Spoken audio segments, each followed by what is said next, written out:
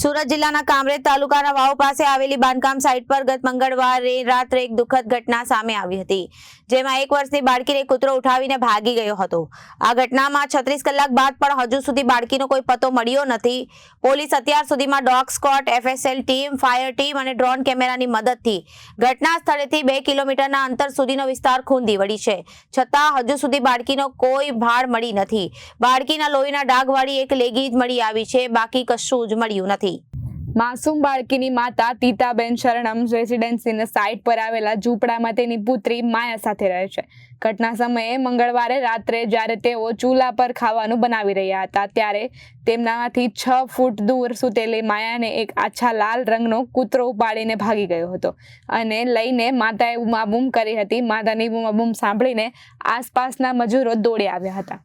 જો કે ત્યાં સુધીમાં તો કૂતરાએ બાળકીને લઈને શેરીના ખેતરમાં ભાગી ગયો હતો।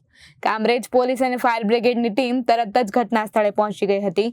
શોધખોળ દરમિયાન ખેતરમાંથી માત્ર બાળકીની લોહીવાળી લેંઘી મળી હતી। હાલ 36 કલાક વીતી ગયા છતાં કોઈ અતોપતો જાણવા મળ્યો નથી। પોલીસે ડોગ સ્ક્વોડ અને ડ્રોન કેમેરાની મદદથી ખાડી વિસ્તાર, અવારનવાર જગ્યાઓ અને શેરડીના ખેતરોમાં શોધખોળ ચાલુ કરી છે।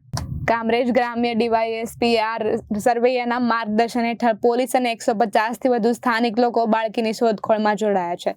બાળકીની માતા હૈયાફાટ રુદન કરી રહી છે, જ્યારે પોલીસ આસપાસના વિસ્તારોમાં શોધખોળ કરી રહી છે। બાળકીની માતા તીતાબેને જણાવ્યું હતું કે હું રસોઈ કરતી હતી ત્યારે મારી બાળકીને કૂતરો ઉપાડી ગયું।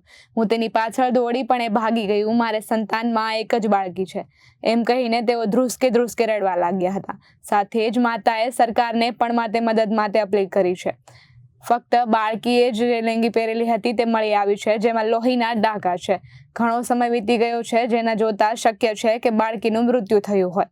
કૂતરું અથવા અન્ય પ્રાણી બાળકીને ખાઈ ગયું હોય એવી શક્યતા છે। હાલ જાણવા જોગ દાખલ કરી તપાસ ચાલુ છે। રિપોર્ટર કૃષ્ણા સોની, જનાદેશ ન્યૂઝ, સુરત।